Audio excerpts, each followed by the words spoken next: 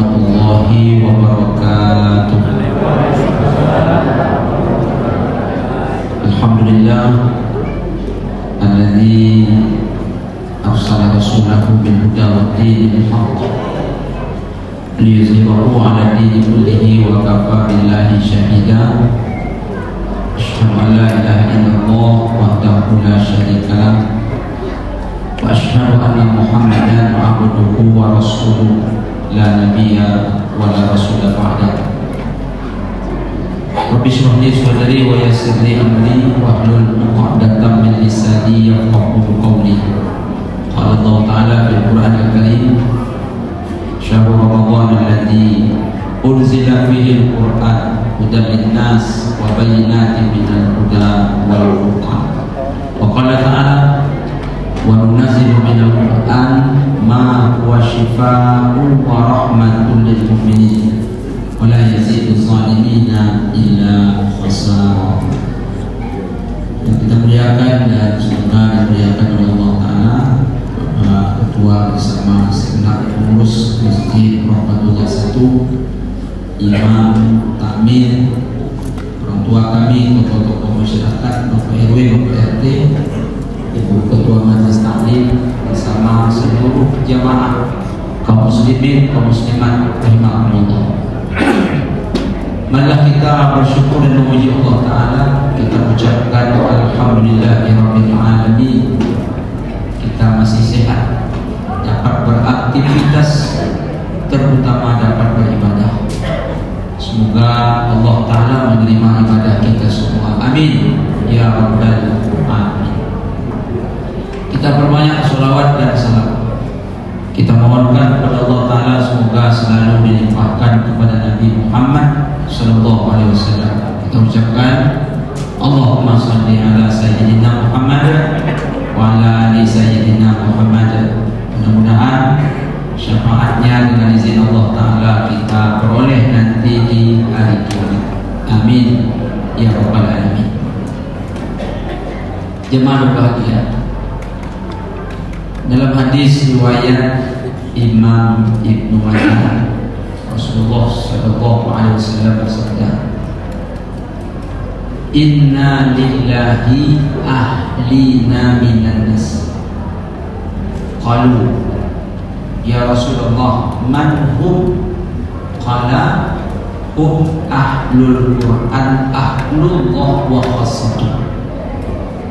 Artinya, Rasulullah sallallahu alaihi wasallam bersabda, sesungguhnya Allah Ta'ala memiliki keluarga dari golongan manusia. Kaget sahabat mendengar, karena Allah Ta'ala bukan ayah, bukan ibu, bukan cucu, bukan menantu, bukan suami, bukan istri, tidak beranak, tidak diperanakkan. Sementara Rasulullah mengatakan kalau Allah Ta'ala punya keluarga dari golongan manusia. Bertanya para sahabat, "Ya Rasulullah, siapa mereka yang termasuk dalam keluarga Allah?" Maka Rasulullah SAW menjawab, mereka adalah ahlul Quran. Ahlul Quran itulah keluarganya Allah, dan mereka adalah orang-orang istimewa. Kenapa tak akan istimewa? Karena dia adalah bahagian dari keluarga Allah. Jangan berbahagia. Kalau ada orang pangkatnya tinggi, hebat, ternama, itu banyak kadang-kadang orang menghubung-hubungkan dirinya dengan orang tersebut. Contoh nih, terpilihlah umpamanya nih Pak Agung Nugroho sebagai wali kota Pekanbaru.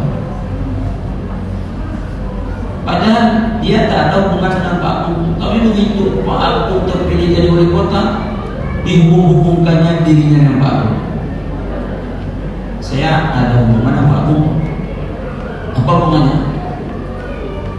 nenek Agung itu kan punya nenek. Neneknya lagi kan ada nenek pula tuh. Itu adik beradik dengan nenek dari nenek Agung. Jauh pula. Berlapis-lapis neneknya. Tapi mengapa dihubung-hubungkan? Ini orang istimewa, orang nomor satu bukan itu. Supaya kita ikut-ikut istimewa pula, supaya awak ikut-ikut hebat pula, awak hubung-hubungkan diri dengan dia. Macam-macam ada hubungan ke keluarga. Kadang-kadang kalau pun tak ada hubungan keluarga, paling tidak kita hubung-hubungkan diri kita. Saya sekampung dengan dia. Apa maksud Ustaz? Kalau dengan orang yang pangkat tinggi, dia tak akui kita sebagai keluarga, kita kadang-kadang ngaku sebagai keluarganya. Sekarang yang akui kita sebagai keluarganya Allah. Allah yang akui kita. Apakah mau kita menjadi bahagian dari keluarga Allah? Bukan kita minta ngaku-ngaku, Allah yang akui. Lalu bagaimana caranya? Semoga kita ini memang keluarga Allah. Kalau kita keluarga Allah, aman kita. Aman. Dunia aman, apalagi di akhirat. Kaum muslimin, kaum muslimat. Yang pertama, kalau kita benar-benar ingin menjadi keluarga Allah Ta'ala, maka berawal dari mencintai Al-Quran. Berawal dari mencintai Al-Quran. Macam mana kita nak jadi keluarga Allah, kita tak cinta sama Al-Quran? Kamu muslimin, kamu muslimat, Al-Quran itu mesti kita cintai, kita hormati, kita muliakan. Kalau di rumah, letakkan di posisi yang tinggi, diletakkan di posisi terbaik. Kalau dapat, jangan menyentuhnya kecuali berwudu. Walaupun boleh tak berwudu menyentuh, tapi kalau kita menyentuh berwudu terlebih dahulu, itu lebih dahsyat. Ada seorang sahabat namanya Ikrimah bin Abu Lahab. Ada sahabat anak Abu Lahab, Ikrimah. Mengapa Ikrimah itu? Dia kalau nampak Al-Quran, dia pegang, dia cium. Kalau nampak Al-Quran, dia pegang, dia cium. Tapi bukan hanya pegang dan cium saja, dia baca juga. Tapi andai tak sempat membaca karena mungkin banyak aktivitasnya, paling tidak dia pegang, dia cium. Dia pegang, dia cium. Jadi berawal dari mencintai Al-Quran. Yang terbalik, kita lebih cinta pula kepada gadget kita, lebih cinta kepada laptop kita. Ini kita dudukkan dulu, cintai Al-Quran. Lalu apa yang berikut? Dikaji kita tak main-main. Allah yang akui kita sebagai keluarganya, tak mau kita keterlaluan. Yang berikutnya adalah senang mendengarkan ayat suci Al-Quran. Kalau tak senang mendengarkan ayat Al-Quran, itu tak dikatakan cinta, itu berarti benci. Lebih senang dia mendengar musik, lebih senang dia mendengar suara yang tak ada manfaat. Sementara mendengar Al-Quran dia tak suka, itu tak cinta. Kalau cinta itu macam mana? Senang mendengar. Wa iza quri'a al-Quran fastami'u lahu wa ansitu la'allakum turhamun. Apabila dibaca Al-Quran, dia dengar agar kamu dapat rahmat. Jemaah, ini hadis riwayat Imam Al-Bukhari dari Ibnu Abbas. Pada suatu ketika, apa kata Rasulullah SAW? Bacakan Al-Quran kepada. Apa kata sahabat, ya Rasulullah, mengapa aku harus membaca Al-Quran kepadamu? Padahal Allah turunkan kepadamu. Kata Rasul, Aku senang orang membaca, aku mendengarkan. Dibacalah surah An-Nisa sampai ayat ke-41. Apa kata Rasulullah? Cukup. Kata Rasul bilang cukup, berhenti sampai tadi. Apa bunyi ayat 41? Fa iza jitna min kulli ummatin bisyahid wa jitna bika ala haula'i syahida. Terdengarlah sedu dan tangis Rasulullah menyimak bacaan tadi. Begitu Rasul menyimak sampai menetes air mata, menggelegak dada beliau.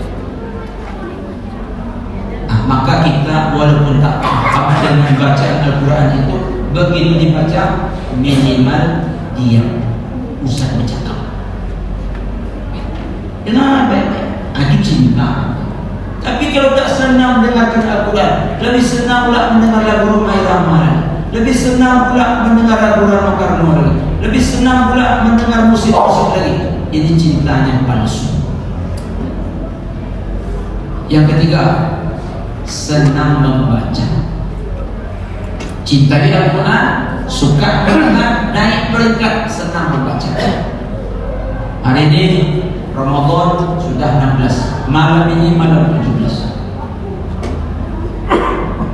Mungkin kita sudah ada yang khatam satu lagi. Mungkin sudah masuk khatam kali kedua. Nanti 10 terakhir khatam kali ketiga. Berarti selama Ramadan khatam 3 kali. Kalau pun tak sanggup, minimal malam ini dah masuk malam ke-17. Malam ke-17. Ini kadang-kadang awal aja semangat. Begitu Ramadan pertama sekali duduk 1 juz, Ramadan kedua setengah juz, Ramadan ketiga 1/4 juz, Ramadan keempat minum jus saja kenyang. Kalau jus berubah terus, petang ini jus tomat, besok jus ikan, besok jus nanas. Sudah itu jus ini Quran baru beberapa juz. Minimal malam ini sudah malam 17 juz. Minimal sebulan Ramadan khatam 1 kali. Itu cinta. Karena kalau tak khatam bulan Ramadan kayaknya payah kita khatam di luar. Kata Imam Syafi'i, jumlah huruf dalam Quran itu 1.027.000. Tak percaya jemaah, ulang nanti dari sini hitunglah. Atau ada jemaah aku hitunglah. Saya percaya dia, saya malah saya hitung. Kalau 1.027.000, satu huruf 10 pahalanya. Satu huruf 10. Berarti kalau satu huruf 10, 1.027.000 kali 10, 10.270.000. Sedikit pahala. Banyak pahala. Dan bukan sekedar dapat pahala, banyak manfaat lain kalau kita senang baca Quran. Jemaah mesti yakin. Kata Allah dalam Quran, wa nunazzilu minal Quran ma huwa shifaa. Kami turunkan Al-Quran sebagai obat. Allah katakan syifa bukan dawa. Memang apa bedanya Ustaz? Kalau dawa itu obat untuk penyakit fisik saja. Kalau syifa fisik iyo, hati iyo. Mungkin jemaah mohon maaf, ada mungkin yang kena asam urat. Segala macam obat udah jangan minum. Segala macam rumah sakit udah didatangi, tapi asam urat tak juga benar. Ada yang kena kolesterol, kemana-mana sudah berobat kolesterol dan juga begitu turun. Obat dah banyak diminum. Cobalah rajin-rajin baca. Mau tahu jemaah? Penyakit fisik ini berawal dari hati. Orang baca Quran itu tenang hati. Kalau hati tenang, efeknya badan bakal akan sehat insyaallah. Yakin. Itu rahasianya Nabi Muhammad itu manusia yang paling sehat. Sahabat-sahabat itu sehat. Karena apa? Tiada hari tanpa Al-Quran. Tapi bukan saya menuduh yang asam urat cara baca Quran. Bukan saya menuduh yang kolesterol tinggi jangan baca Quran. Tapi kalau ada yang kolesterol tak pakai turun-turun, asam urat yang tak pakai turun-turun, baca Al-Quran. Dalilnya surah Al-Isra 81 tadi. Al-Quran diturunkan untuk apa? Obat. Percaya.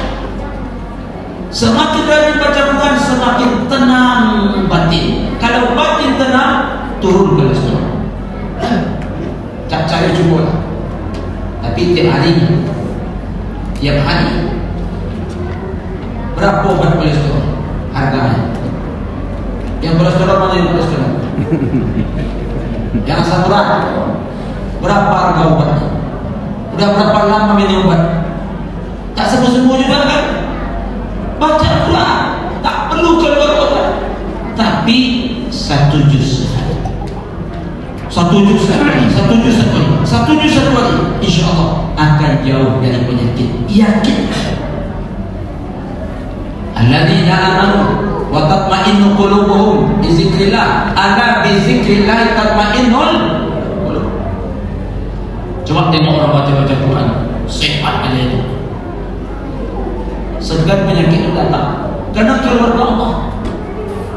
Allah pasti jaga. Kaum muslimin, kaum muslimat, nomor 1 cintai Al-Quran, nomor 2 senang mendengar, nomor 3 suka membaca, nomor 4 hanya agak berat sedikit. Coba-cobalah menghafal. Coba-coba menghafal. Ustaz suruh kami menghafal Ustaz, sedangkan yang orang rumah dan lupa kadang-kadang Ustaz. Ada kisah tu, panggil ayam terus. Pak, mesra bapak sekarang ya, panggil ayam terus. Ya udah, lupa nama rumah, mau panggil ayam. Jadi kalau orang rumah aja lupa nama, Ustaz suruh pula menghafal Quran. Ini kau Ustaz. Kalaupun kita tak hafal, anak yang kita suruh. Kalau anak tak bisa lagi karena dah besar-besar, cucu kita suruh. Ada hadis, anak kita hafal Quran ini, kita tak hafal. Anak kita ini nanti di akhirat dipanggil oleh Allah Ta'ala. Lalu Allah panggil anak kita ini, umpamanya Muhammad Salim ke depan. Muhammad Salim tampil ke depan yang hafal Quran. Allah panggil pula ayah dan ibunya. Yang hafal anak, tapi ayah ibunya kena panggil juga. Hebatnya lagi, ini mahkota kata Allah pakaikan ke kepala ayah ibu. Yang hafal anak, yang dipasang toga ayah ibunya. Kenapa sampai begitu mulia? Keluarga Allah.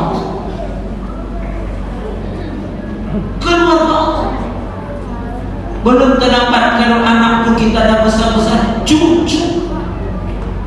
Karena ada juga hadis, apabila dalam keluarga kita ada yang hafal Al-Quran, maka Allah izinkan kepada keluarga yang hafal Quran tadi memberi pertolongan kepada 10 anggota keluarganya di akhirat yang sudah ditentukan ke neraka tapi tak jadi masuk surga.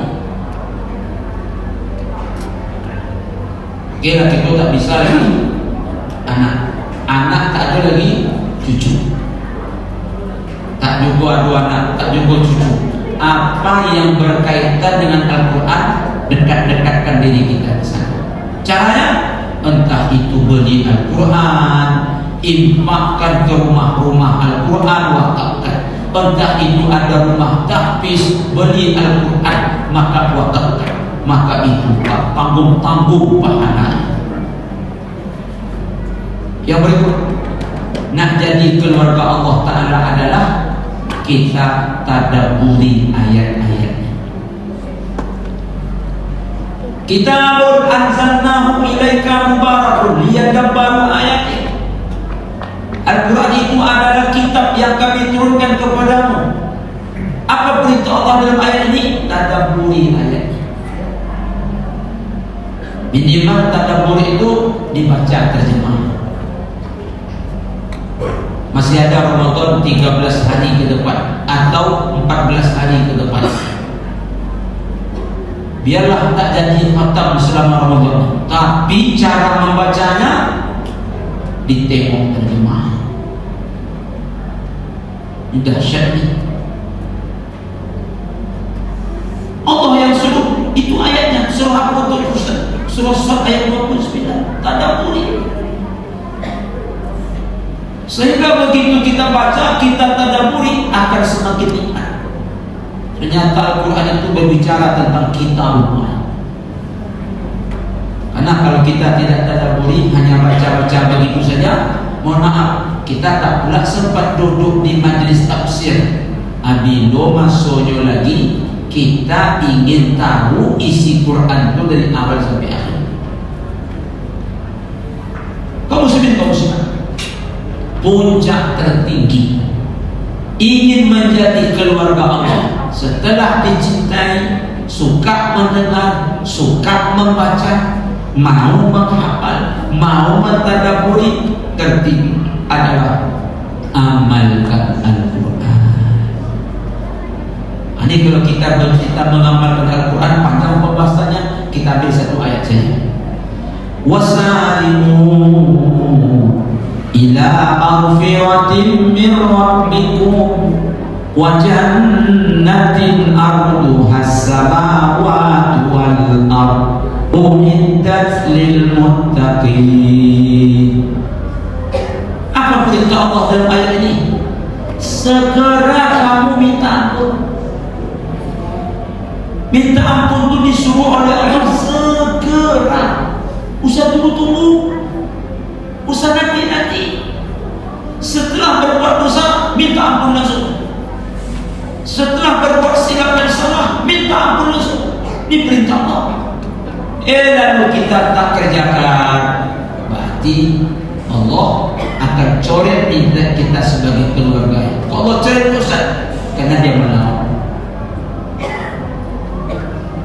Jadi puncak tertinggi mengamalkan. Apa yang diamalkan Al-Quran itu. Ini contoh ayat. Allah suruh minta ampun, bersegera, jangan tunda-tunda.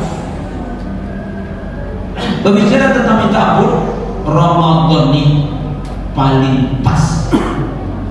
Kenapa Ustaz bilang paling pas? Ramadan ini paling dominan janji Allah adalah ampunan. Saya ulangi, paling dominan yang Allah janjikan bulan Ramadan ini ampunan. Secara singkat saya bacakan dalilnya. 1. Man qama Ramadan imanan wa ihtisaban ghufira lahu ma taqaddama min dhanbi. Siapa yang berpuasa bulan Ramadan karena iman dan mengharap balasan Allah, diampuni dosa. Puasa itu siap. Siap itu siap. Mulai azan subuh sampai azan maghrib. Dalil kedua, qiyam. Qiyam itu malam. Mulai azan maghrib sampai subuh. Bunyi hadisnya, man qama Ramadan imanan wa ihtisaban ghufira lahu ma taqaddama min dhanbi. Siang dijanjikan ampunan, malam dijanjikan ampunan. Dalil ketiga, 10 terakhir. Apa itu? Lailatul Qadar. Man qama Lailatul Qadri imanan wa ihtisaban ghufira lahu ma taqaddama min dhanbi. Siapa yang mendirikan malam Lailatul Qadar karena iman dan mengharap balasan Allah, diampuni dosanya. 4. Puncak Ramadan adalah Lailatul Qadar. Ketika kita dapat Lailatul Qadar, apa doanya? Doa minta ampun. Allahumma innaka ampun tuhibbul afwa fa'fu anni. Ya Allah, Engkau pengampun, senang mengampuni, ampuni aku. Engkau pemaaf, senang memaafkan, maafkan aku. Nah, kenapa dominan janji Allah di bulan Ramadan ampunan? Karena kita banyak dosa. Wasari'u, bersegera minta ampun karena dosa kita agak memang dah jemaah saya tengok macam-macam marah ya saya tengok. Enak aja Marhalim bilang kita banyak dosa. Bukan kata Marhalim, ini kata Nabi. Apa bunyi hadis? Kullu bani Adam khata. Anak cucu Adam tu banyak dosanya, banyak salahnya. Begitu Nabi ngomong, bilang apa lagi? Pak Ustaz, saya ingin dalilnya Al-Quran, Ustaz. Oke. Inna nafsala ammaratun bisu. Sesungguhnya nafsu kecenderungannya menyuruh berbuat keburukan. Bukankah kita semua punya nafsu? Apa kecenderungan nafsu? Menyuruh kita berbuat buruk. Di dosa kita ini banyak jemaah. Makanya Allah janjikan bulan Ramadan ini paling banyak ampunan. Dan ini sudah saya sampaikan. Jemaah. Oh jemaah. Ini kenyang betul. Apa bunyi dipanggil? Saya mau tanya sama jemaah, boleh tak? Boleh? Ini malam nuzul agak lama ceramahnya jemaah. Boleh saya tanya? Jamaah yang tak berdosa angkat tangan. Yang tak berdosa angkat tangan. Nah, saya ubah pertanyaan. Jamaah yang sedikit dosa angkat tangan. Nah, saya ubah pertanyaan. Yang banyak dosa angkat tangan. Ini tak angkat tangan. Yang mana jemaah? Saya tanya banyak dosa, tak angkat tangan. Saya tanya sedikit dosa, tak angkat tangan. Saya banyak tak berdosa, tak angkat tangan. Jamaah yang mana nih? Ustaz tersinggung ya. Jamaah penceramah, siapa kita semua pendosa. Ada hadis Nabi sahih riwayat Imam Muslim. Nabi itu berdosa atau tidak? Nabi tak berdosa. Tapi Nabi merasa berdosa. Tak malu kita berdosa, merasa tak berdosa. Apa bukti Nabi merasa berdosa? Nabi itu kalau sujud sering baca doa. Apa doanya? Allahumma ghfirli zambi kullah. Ya Allah, ampuni dosaku semua. Macam banyak dosa ya Nabi, mereka tak ada dosa. Tapi begitu doa beliau, bikummahu wajillah, yang kecil yang besar. Wa awalahu wa akhirah, dosa yang pertama sampai terakhir. Wa alaniyahu wa sirah, yang melakukan terang-terangan dan sembunyi-sembunyi.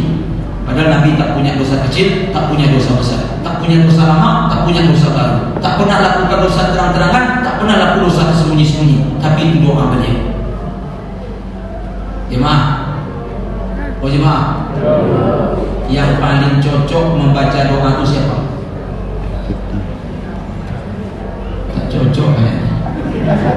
Memang tak berusul jemaah. Yang paling cocok membaca doa itu siapa? Kita jemaah. Coba tak percaya kita lagi doa. Allahumma ghfirli zambi kullah. Ya Allah, ampuni dosaku semua. Cocok? Sebelah sana tak cocok.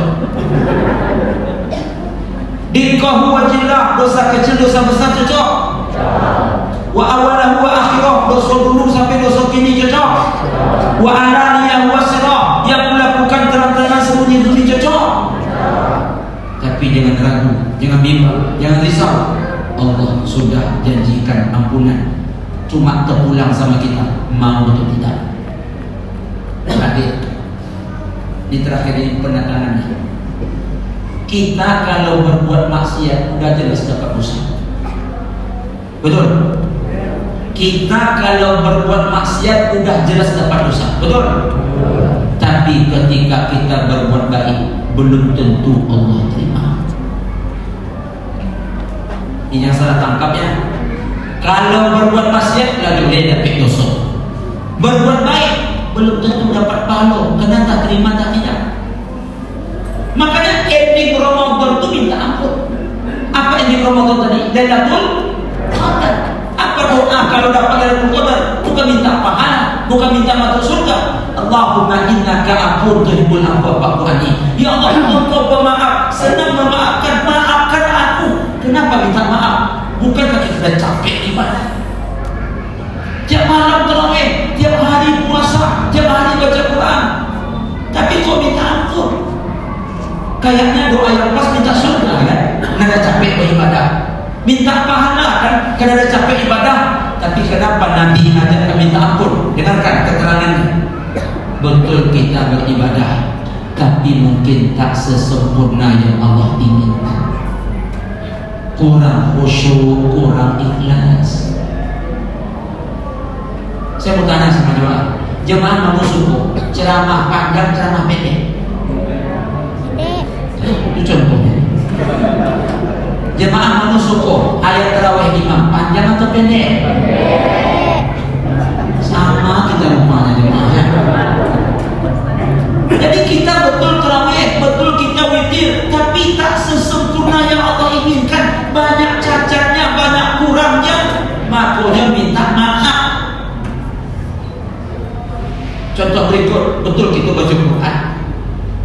Siapa jemaah yang berani menjamin baca Qurannya baca Quran terbaik?